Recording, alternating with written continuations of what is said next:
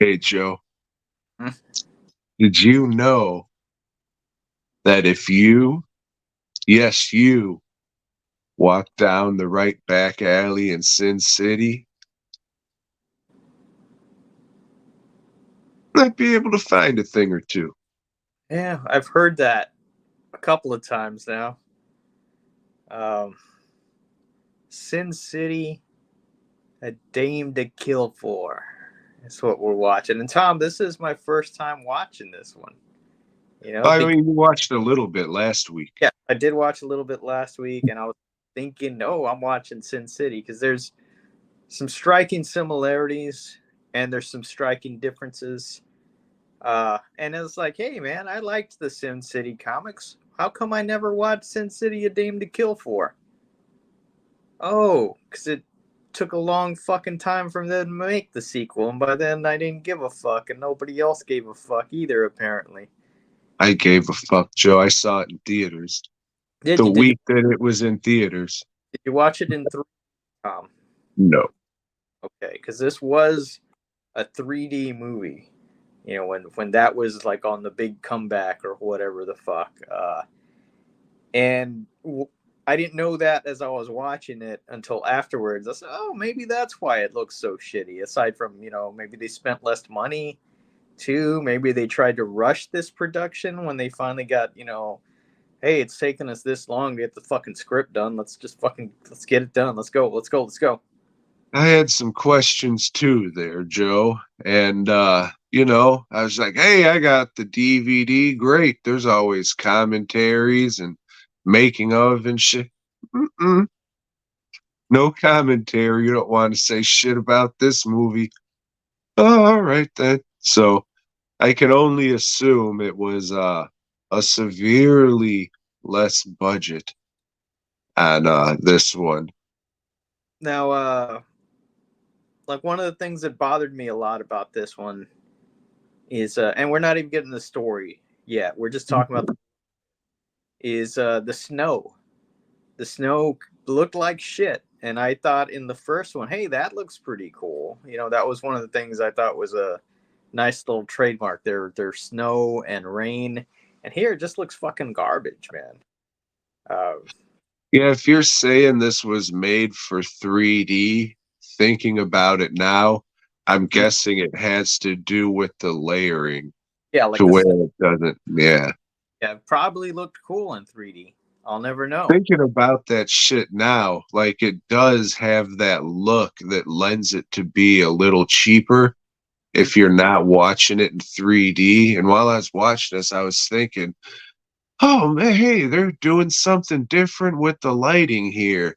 Making it look a little different and stuff, doing some lighting effects because there's a lot of scenes where like a pool's reflecting light and shit. And Yeah. I was like, oh man, that looks pretty cool. All right, now that you're saying it was made for 3D, that kind of makes more sense. So they have things that are visually coming out a little bit. All the contrast and shit. Speaking of contrast, in the first movie, like we had, and in the comics too, we had very little that wasn't black and white, just something to accent, like some lipstick or the yellow bastard, somebody's eyes. But it was done sparingly and it was cool. Here, it's all over the place. There's probably not, one fucking scene. Well, there is one scene in particular I can think of, but that doesn't have like an extra color here and there. Like, oh shit, the street lights in the back are fucking green and red. That serves no fucking purpose. What the hell's that for? Everybody's got something going on where there's color, and I thought it was just distracting. I thought it was shitty. Maybe again, make it look good in 3D, but didn't look good on my TV. And there's more skin tone that bleeds over and a lot more characters. Kind of like how those fucking posters were Yeah, for the first movie that came out, which I never cared for those. Like, what the fuck is with all this skin tone in here? And they really fucking overdo that lady's curly ass yellow hair. It's yeah. like it's fucking glowing. I mean, tone that down a little bit. But yeah, this one it looked like it should have been direct to DVD, but now knowing that it was a 3D thing, then it makes sense, and I understand the look a lot more now. Yeah. Now the stories, the dialogue isn't any better than the first movie. In fact, a lot of it's worse. Uh, Well, to be fair, it should be said that the best stories were used in the first movie. right. Yeah. So everything they have, I guess, would be second tier. But I think A Dame to Kill For was maybe the third Sin City story that he did. Um, maybe I don't. It's been a long time since I read that shit. You know, it throughout the movie. There's some shit that's cool. You know, there's something that stops me, and it's like, hey, that looks really fucking good. You mentioned the pool scene, like where she's swimming, and it's just her contrast. You know, with little ripples in the water. That looked badass.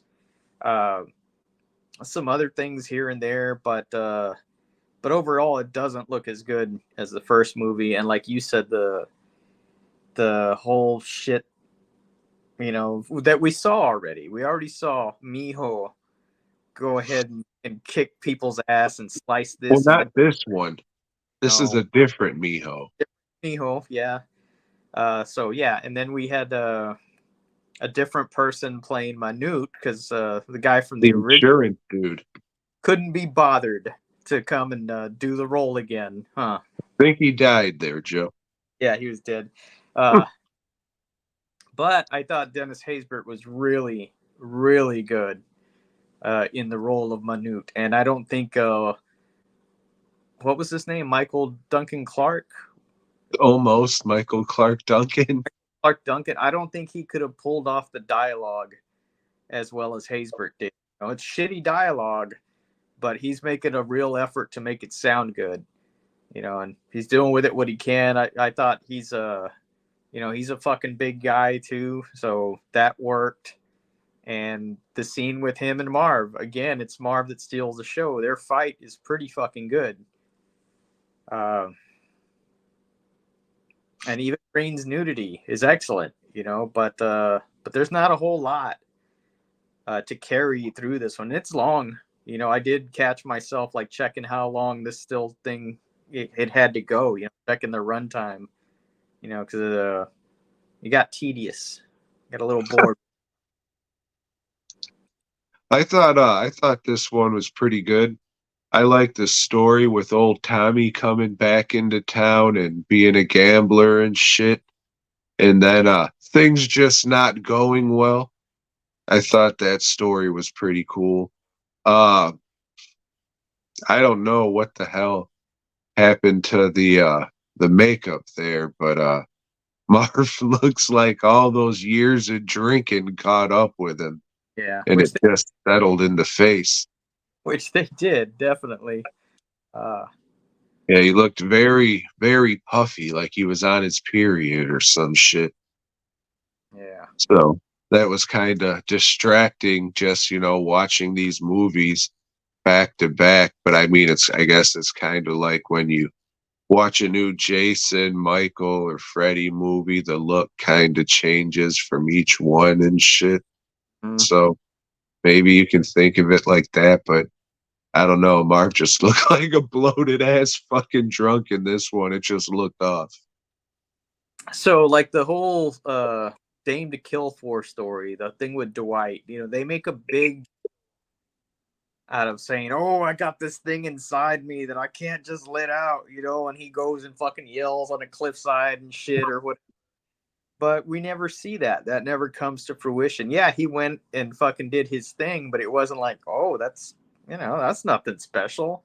You know, I thought he was going to get like Marv type violent, but that was something they set up that they didn't fucking deliver on. Uh, Nancy, I could give a shit about, you know, her whole quest for revenge or whatever. You know, Well, that was all made up just for the movie. yeah, well, it shows. And it kind of doesn't make sense because unless Marv is like a ghost that she's seeing, just like her invisible friend or some shit. And he I can't mean, Mark, took out a lot of the guards before she even rolled in there. yeah, and the guys in the alley and shit. 'Cause, I mean, dude's dead. Right? Yeah, he Like was they actually. put him in the electric chair. Dude's fucking dead. Yeah. I mean, they didn't set it up like he was a ghost. It was set up like he's there, and there was never some payoff to be like, "Ooh, he was a ghost." But I mean, that's the only thing that makes sense. Yeah. Yeah. It doesn't make sense. Not at all. Not at all. And she uses Marv, the one guy that cared for her still, that respected her as a person. She fucking uses him, you know? Or She did she? 'Cause he was a ghost. been because he kicked everybody's ass. Yeah, it doesn't. I don't know, man.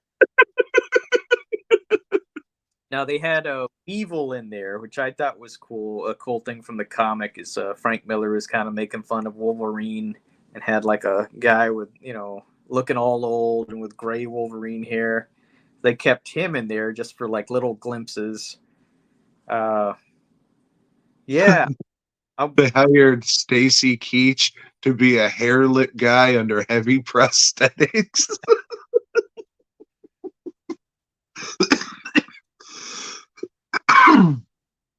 Oh shit. Uh there was something else I was gonna fucking bring up too. Trying to think of it, but you know how it is. it was probably about how you don't know how to shuffle cards. Not like that. Holy shit. Uh oh, fucking powers! I'll jam fucking spiders down your mouth, you little bitch. Booth. He's in it a lot more in this one, and that dude's always fucking awesome. He is So good. that was some good shit. Yeah. But yeah, I mean, I like this one. It's not as good as the first one, but I mean, for the most part, I was in it, I was watching it. Sure, Dwight when he comes back, kinda looking like Clive Owen, you're just like, what the fuck's going on here? Oh yeah, he's supposed to look like that guy. I understand. But yeah, I mean, I still like it. It's just in the horror movie world, it's a cheap slasher sequel, I guess. But Yeah, that's a good comparison.